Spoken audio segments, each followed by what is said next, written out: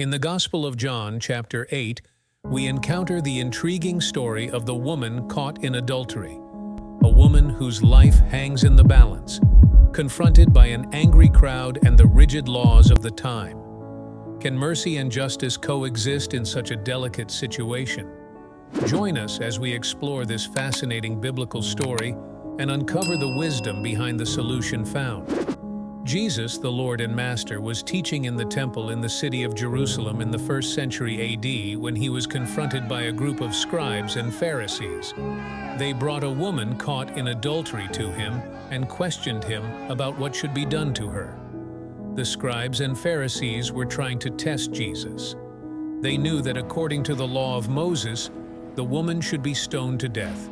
If Jesus acquitted her, they would accuse him of violating the law of Moses.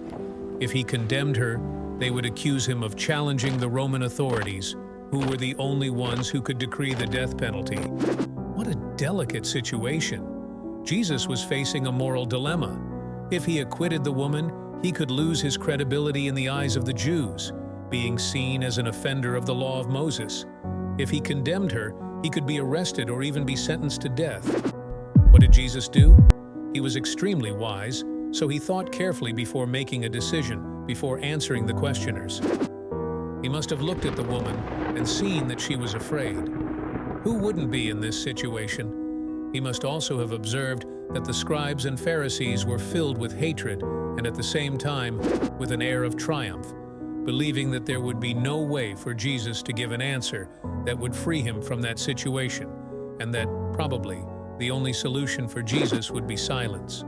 Would there be any flaw in the conduct of the scribes and Pharisees, perhaps due to carelessness, due to the air of triumphalism, that could be exploited? The man with whom the woman had committed adultery was not present, and the penalty should be applied to both. There was a flaw in the process. But Jesus did not use this flaw in the resolution of the case, as they could possibly bring the man to be judged or even a scapegoat. Jesus decided to write something on the ground with his fingers. What was he writing? Was he thinking of a solution to the problem? The scribes and Pharisees insisted on the question to make sure that Jesus would not be left without an answer, being sure that they would triumph in that situation. After a while, Jesus raised his head and said, "Let the one among you who is without sin be the first to cast a stone at her." This answer was simply brilliant. Jesus solved the problem for both parties. The woman was not condemned, and Jesus was also not seen as an enemy of the law of Moses or of Rome. Of course, Jesus was not expecting anyone to throw a stone at the woman. He only used this phrase to lead the scribes and Pharisees to reflect on their own lives.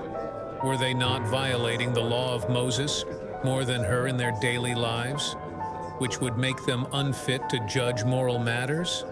Well, they all left, starting with the oldest, most experienced, wisest ones, right? This story teaches us an important lesson about wisdom. Wisdom is not just knowing what to do, but also knowing how to do it. Jesus not only knew what to do, but he also knew how to do it in a way that was fair and effective. Furthermore, he did not despair in the face of the dilemma.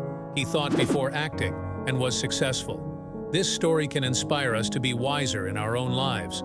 When we face problems, we should think carefully and make decisions that are fair and effective. Thank you for watching. I hope you enjoyed this video. Be sure to sign up. You will be helping me in this way. Remember that helping others will bring good rewards, and in the future, if you need it, there will be memories of the help you provided. See you next time.